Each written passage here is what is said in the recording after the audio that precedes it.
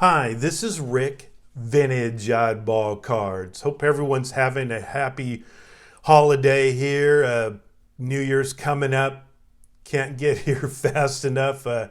Hopefully, this has just been just awful year. Hopefully everyone has a better next year. We can all go to the Chicago National. This week's been pretty hectic for my family. My wife basically shattered her upper arm and shoulder, fractured it, had to have emergency surgery. She's in a lot of pain, just unbelievable pain, and we're all trying to deal with that as a family and to make her comfortable. She's on the road to recovery. I haven't had a chance, obviously, to make a video or even to watch a lot of videos. I need to catch up on that. Actually, I watched a few, like at 4 o'clock in the morning, up with her. So that kept me a little bit distracted. But back to the reason I made this video is I finally got my 2 cards in from the auction houses. One was the Golden Auctions. The other was the REA auction, a Babe Ruth and Lou Gehrig card. Excited to show you these cards. It only took about 2 weeks to actually get them in, to come from the, leaving the East Coast to the West Coast. So my Christmas present to myself here. So we're going to start with the Golden Auction. And the one I was the highest bidder in was a 1934 Gaudi of Lou Gehrig here. And as you can see, the picture, the color is like it's right out of the box here. It does have an issue, a major issue. That's why it's an SGC 1. But then the reason for that is on the back here, you're going to see some paper loss right there. I had to make a decision when it comes to this particular card. I have his other Gaudi cards. I have his 233 Gaudis. I have his more famous 34 Gaudi is the yellow background and the portrait pose, which I actually prefer 10 times over this particular one. But I decided I needed to pick this up because prices are just unbelievable prices now for these Hall of Fame iconic players. So now I would say probably the front here, if I was a professional grader, would probably be a 3, a strong 3. If it was in an older PSA slab, it'd probably be a 4. So happy to pick this up. Now what's interesting about the 34 Gaudis is it was kind of like Lou Gehrig's coming out party. There's no Babe Ruth cards. Ruth had 4 cards in the 33 Gaudi set. He has 0 cards in the 34. Why is that? No one really knows. Some rumors are that he was at odds with Lou Gehrig, which I probably would say is I'm sure he was at odds. There were 2 different personalities, but most likely Ruth probably wanted too much compensation to be in the set.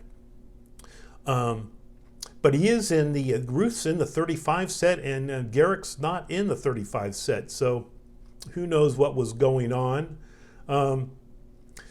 Just a kind of a neat pickup for me and to include in my collection.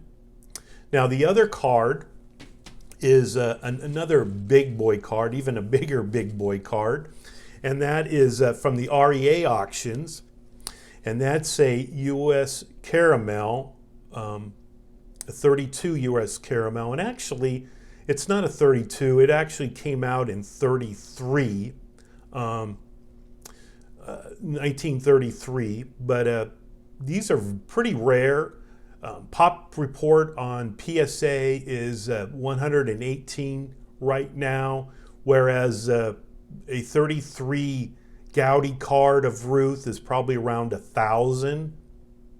So definitely more rare. And the reason is this was more of a regional issue in the Boston area.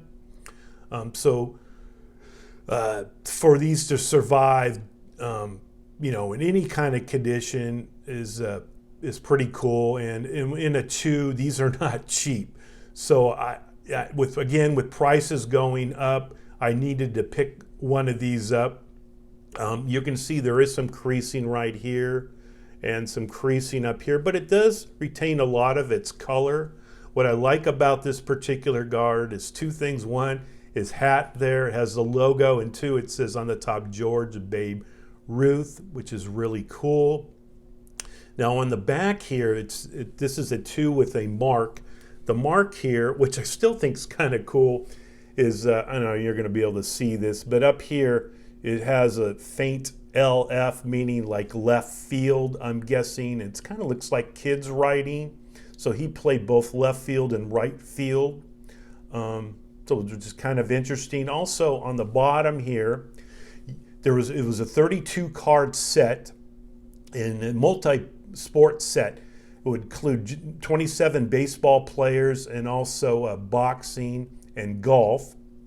But if you were to turn in the 32 cards, you would receive a ball worth $1. All 32 cards, you get a baseball. 3 sets, you get a $3 glove. Now, the catch is card 16, Lindy Lindstrom.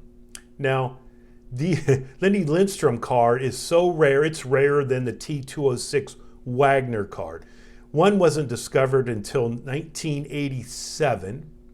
There's only 3 or 4 of them that actually exist, and one of them does have a hole punch in it, meaning that it was redeemed for either a ball or a glove. So, of course, even back then, these companies were basically screwing the customers and the kids. So I think a Lindstrom card went for a 3. The only one that's ever been graded was a PSA 3 for like $80,000. But these cards here, very expensive. I think there's one right now listed on PWCC in a 5, and currently it's over around $11,000. And who knows how high it's going to get, because like I said, PSA is only graded 118 of them. So very cool to pick this one up in my collection. I'm trying to pick up Gehrig and Ruth cards because the prices are just going to keep going. I don't think these 2 players, it's going to slow down. So I need to pick them up while I can. So big time pick up, big boy card, safe deposit card for my collection. And thanks again, everyone, for a great year in the hobby. This has been fantastic, watching videos, participating in chats and so forth, and hopefully for a better next year and to see everyone at the Chicago National. So this is Rick, Vintage Oddball Cards. Bye.